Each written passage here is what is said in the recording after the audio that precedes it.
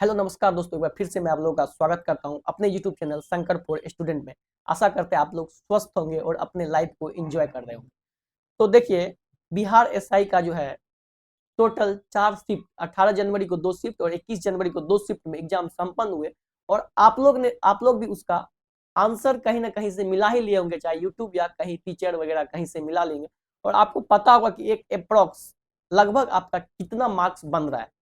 तो अब आपके मन में ये बेचैनी होगा कि कितना कटअप जा सकता है, क्या मेरा इसमें रिजल्ट आएगा या नहीं। इसी सब पे इस वीडियो में डिस्कशन करेंगे और इस वीडियो में यह भी जानेंगे कि आखिर क्या आपको अगर लूसेंट और स्पीडी वाकई याद रहता तो क्या आप प्री निकाल सकते थे कि नहीं। क्या वाकई क्वेश्चन का स्टैंडर्ड बहुत ज्यादा टफ था और टीचर लोग जो ये दावा ठोक रहे हैं कि नहीं मेरे ही पढ़ाई से सिर्फ आया, तो इस पे भी थोड़ा गहराई से बातें करेंगे। आप लोग खुद मैच्योर है, आपको खुद पता होगा कि रियलिटी क्या है। और जैसा कि मेरा भी एग्जाम था 18 जनवरी को पहला ही शिफ्ट और मैंने भी एग्जाम दिया था, तो मेरा स्कोर क्या आ रहा है उसके बारे में भी मैं बताऊंगा। तो चलिए वीडियो को स्टार्ट करते हैं। सबसे पहले देखते हैं कि मेरा एग्जाम कैसा गया और मेरा कितना स्कोर आ रहा है। तो 18 जनवरी को पहला शिफ्ट था मेरा, जिसमें कि मैंने 100 आउट ऑफ 100 अटेम्प्ट किया था।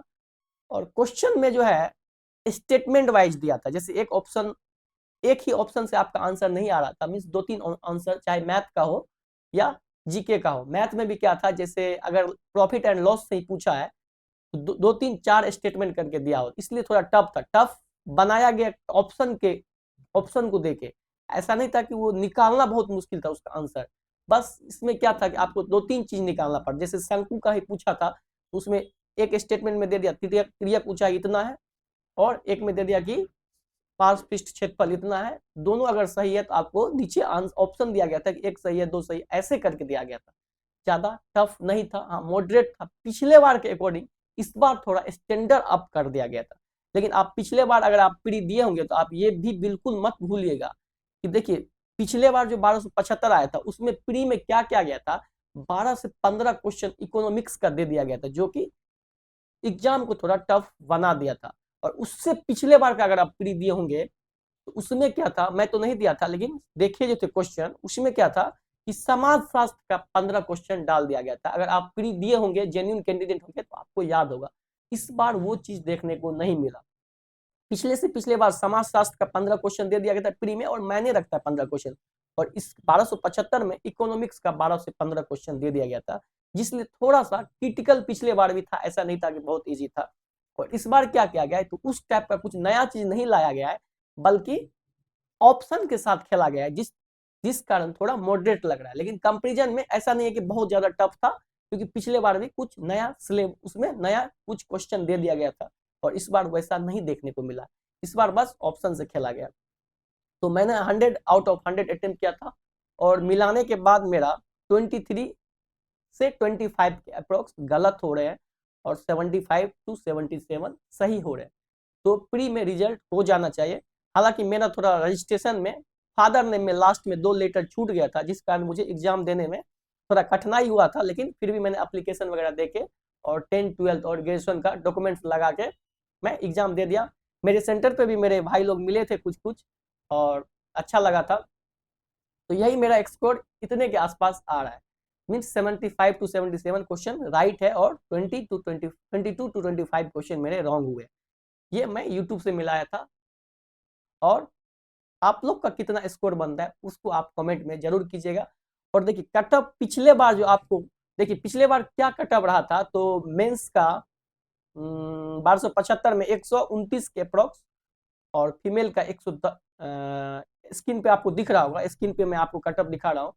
तो इसी से इसमें क्या होगा कि कुछ 2-3 नंबर कम जा सकता है। देखिए पढ़ने वाला का रेशियो बढ़ गया, ऐसा नहीं है कि देखिए आप पिछले बार से कटअप, ऐसा मैं नहीं बोल सकता हूँ कि 5 नंबर कम चला जाएगा, क्योंकि आजकल एजुकेशन हर जगह पहुंच गया। अगर आप गांव में बैठ के पढ़ रहे हैं या कोई भी सीरियस कैंडिडेट है, उसके पास संसाधन या पैसे की कमी है, तो कहीं से भी बैठ के पढ़ सकता है। इसलिए कटअप का रेशियो है, चाहे क्वेश्चन टफ, आप रेलवे एनटीपीसी में इस बार देखे होंगे क्वेश्चन का लेवल टफ था, सीट थोड़ा कम था, फिर भी कटअप बहुत ज्यादा गया। जितना आप सोचे थे उससे बहुत ज्यादा गया है।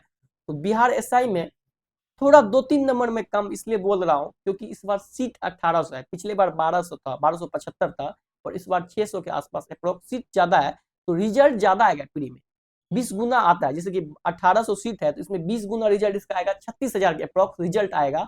और तो 36,000 में क्या होता है ना कि रिजल्ट की संख्या पिछले बार कितना था, 24,000 के आसपास रिजल्ट था, तो इस बार 12,000 रिजल्ट एक्स्ट्रा आएगा, इसलिए 1-2 नंबर या 3 नंबर क्वेश्चन ऐसे जितने जितना पिछला बार जैसे जनरल का 65 गया था, इस बार 62, 61 ऐसे जा सकता है।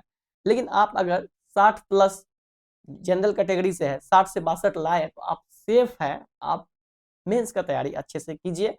और अगर आप महिला में 55 से 55 टू 57 मार्क्स लेके आए हैं तो आप सेफ है। इससे ये नहीं है कि इससे कम है तो आप तैयारी मत कीजिए, इससे कम भी है तो आप तैयारी कीजिए, क्योंकि कटअप अनुमान लगाना एक प्रिडिक्शन है सिर्फ, ये कुछ नहीं, मीन्स इससे ज्यादा भी जा सकता है, कम भी जा सकता है, लेकिन अनुमान इसलिए लगाया गया क्योंकि रिजल्ट की संख्या ज्यादा है। क्वेश्चन के स्टैंडर्ड पे आप ये नहीं बोल सकते कि क्वेश्चन बहुत ज्यादा टफ है इसलिए कटअप कम जाएगा, ये आप अपने दिमाग से निकाल दीजिए। क्योंकि क्वेश्चन मैंने पहला 18 जनवरी का पहला शिफ्ट अगर मैंने दिया है तो ऐसा नहीं था कि बहुत हार्ड था, हाँ मॉडरेट था, स्टैंडर्ड ऑप्शन से खेला लेकिन ठीक था, क्वेश्चन बनने लायक था।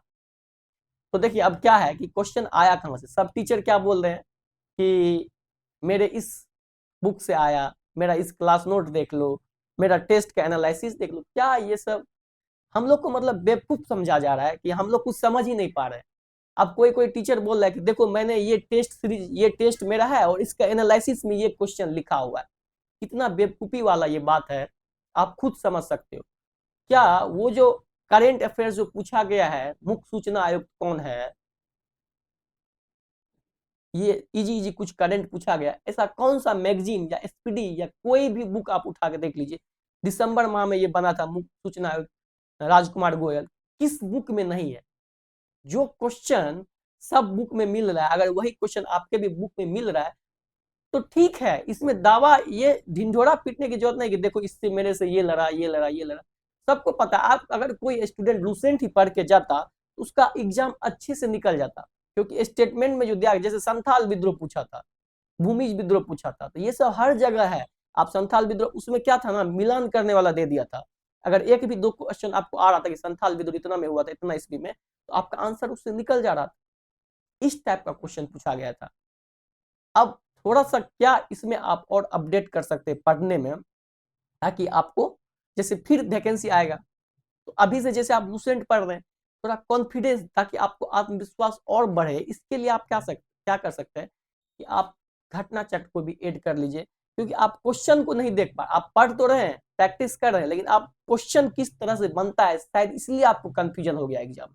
अगर आप घटना चक्र को पढ़ेंगे तो आपको पता चलेगा कि इस तरह से क्वेश्चन पूछा जाता है और फिर आपको और मजा आएगा पढ़ने में, क्योंकि वो घटना चक्र जो पूर्वावलोकन है वो पिछले ईयर्स का पूछा हुआ क्वेश्चन है, उससे आपको पैटर्न पता चलेगा। और किसी भी एक टॉपिक अगर उठाएंगे उस पर 50 से 60 क्वेश्चन आपको मिलेगा, ताकि आपका हैबिट हो जाएगा। ऐसा नहीं था कि सारा क्वेश्चन हार्ड था, आप दिए होंगे एग्जाम, आप बहुत सरल सरल क्वेश्चन भी आया था, 42वां संविधान संशोधन, 61वां संविधान संशोधन, ये सब तो आया ही था, ऐसा नहीं था क्वेश्चन बहुत मुश्किल था। हाँ लेकिन स्टेटमेंट वाइज दिया था, जिससे कि डायरेक्ट आपको आंसर निकालने में थोड़ा दिक्कत हुआ और चारों ऑप्शन को आपको समझना पड़ा। तो यही सब था। अगर आप मेंस में 60 से 62 आपके जनरल जनरल कैटेगरी से है, आप 60 से 62 या 63 क्वेश्चन इतना आ रहा है, 60 प्लस और 65 के बीच में, तो आप अच्छे से मेंस का तैयारी कीजिए। उससे थोड़ा कम भी आ रहा है फिर भी आप एफर्ट लगाइए, अगर हो जाएगा तो और बेस्ट है, और नहीं भी हुआ तो वो तैयारी आपका बर्बाद नहीं जाएगा, आगे बहुत सारा एग्जाम है, आपको उसमें काम जरूर देगा। और मैं क्या सोच रहा हूँ कि घटना चक्र का जो है क्विज स्टार्ट करना चाह रहा हूँ अपने टेलीग्राम चैनल पे। घटना चक्र पहले मैं साइंस और ज्योग्राफी और मॉडर्न हिस्ट्री ये सब शुरू करूंगा, और इसका अपडेट आपको जल्द ही मैं अपने चैनल के माध्यम से दे दूंगा। और मेरा टेलीग्राम चैनल का नाम है शंकर फॉर स्टूडेंट, आप उसको ज्वाइन कीजिएगा। और मैं चाहूंगा कि उस पर कंटिन्यू घटना चक्र का जो पिछले ईयर्स का जो पूछा हुआ क्वेश्चन है उसको लाइन बाय लाइन आपको क्विज के माध्यम से प्रोवाइड कराओ, ताकि आप उसमें ऑप्शन टिक करके आप जान सकते हैं कि आप कितना सही कर रहे हैं और कितना गलत कर रहे हैं। तो यही सब है, घबराने का जरूरत बिल्कुल भी नहीं है। आप तैयारी कर रहे हैं, आपका एग्जाम अच्छा होगा, आज ना कल जरूर होगा।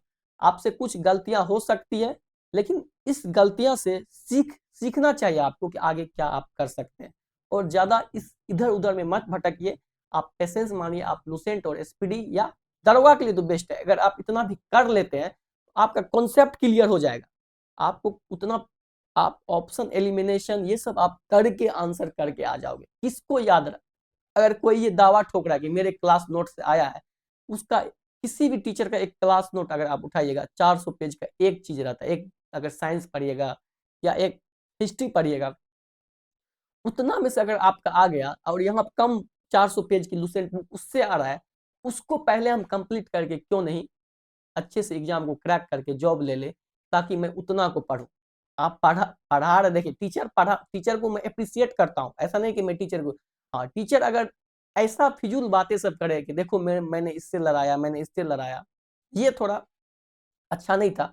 सबको पता है आप अच्छा पढ़ा रहे हैं, आपका नोट्स अच्छा है। मेन जिम्मेदारी आपका क्या है पता है, मेरे टीचर मुझे सबसे अच्छा क्या लगता है टीचर का पता है, वो अगर उस चीज को याद करवा रहा है आपको, तो आप उसका एप्रिसिएशन कीजिए, क्योंकि याद करना आजकल मुश्किल लग रहा है। बुक तो हम लोग के पास भी है, लेकिन अगर कोई टीचर आपको याद करवा रहा है क्लास के माध्यम से ही, या अपने यहाँ पे आप बहुत सारे टीचर लॉज बना के उसके अंदर कुछ स्टूडेंट को खाना पीना प्रोवाइड करके याद करवा, उसको अप्रिशिएट कीजिए। हाँ, अगर ऐसा कोई टीचर करवा वो बेस्ट है, उससे आपका सिलेक्शन होगा। क्योंकि आजकल मोबाइल देखने में ही समय चला जाता है। ये समय अगर कोई आपसे मोबाइल लेके या आपको 8 घंटे बैठा के तैयारी करवा रहा है वो बेस्ट है। लेकिन ये अगर कोई बोल रहा है कि देखिए आजकल बुक बनाना कोई बड़ी बात नहीं, आप भी अगर 4-5 टाइपराइटर एआई का यूज करके दे देंगे तो वो बुक बना देगा बहुत मोटा। लेकिन डिपेंड ये करता है कि आप उसको, स्टूडेंट उसको याद कर पाता है कि नहीं। तो अगर आप ऐसा फैसिलिटी प्रोवाइड करवा रहे हैं अपने सेंटर के आसपास तो वो बेस्ट है। लेकिन ये ऐसे मत बरगलाइए कि देखिए मेरे बुक से आ गया, मेरे टेस्ट सीरीज से आ गया, ये सब गलत है। स्टूडेंट को खुद समझ आए, अगर वो एक लुसेंट और एसपीडी और मॉक टेस्ट लगाया होता तो उसी से उसका रिजल्ट हो जाता है। ये स्टूडेंट को खुद पता है। और सबसे बड़ी चीज जो देखा गया है, सबसे बड़ा मिस्टेक, रिवीजन करने में आपको आलस आता है। रिवीजन अगर आप नहीं करेंगे तो आपका रिजल्ट, आप वहीं पे पीछे हो जाएंगे। आप खुद अपने आप से पूछिए, आप मॉक टेस्ट भी लगा देते होंगे, लेकिन मॉक टेस्ट का एनालिसिस करने में आपको आलस आता होगा। मेन जड़ यही है, आप रिवीजन नहीं कर पाते, इसलिए आपका सिलेक्शन थोड़ा थोड़ा के लिए छूट जाता है।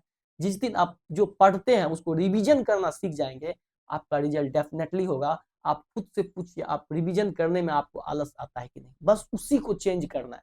जितना पढ़िए उसी को रिवाइज करते रहिए, क्योंकि रिवीजन और प्रैक्टिस करेंगे तो वही आपको एग्जाम में आपका स्कोर को बढ़ाएगा। और आपका यहाँ से आप अगर प्रैक्टिस करके जाएंगे तो वहां पे कंफ्यूजन क्रिएट नहीं होगा। नहीं तो वहां पे सरल सरल क्वेश्चन में कंफ्यूजन क्रिएट होते रहेगा, जो आप पहले से करते आ रहे वही आगे भी होगा। तो इसलिए रिवीजन कीजिए, जितना भी पढ़िए उसको रिवीजन कीजिए बार बार। और मॉक टेस्ट मस्ट है, चाहे आप जिस भी एग्जाम का तैयारी कर रहे हैं, एक मॉक टेस्ट उसका लगाइए। आप कमेंट में कीजिएगा आपका स्कोर कितना आ रहा है और कितना कौन सा शिफ्ट में आपका एग्जाम था, ये सब बताइएगा, ताकि हमको भी एक अनुमान लगेगा कि इतना इतना आप लोग स्कोर किए। तो आज के लिए बस इतना है। आशा करते हैं आप लोग को वीडियो अच्छा लगा होगा। अच्छा लगा हो तो लाइक कीजिएगा, शेयर कीजिएगा और सब्सक्राइब कीजिएगा। धन्यवाद।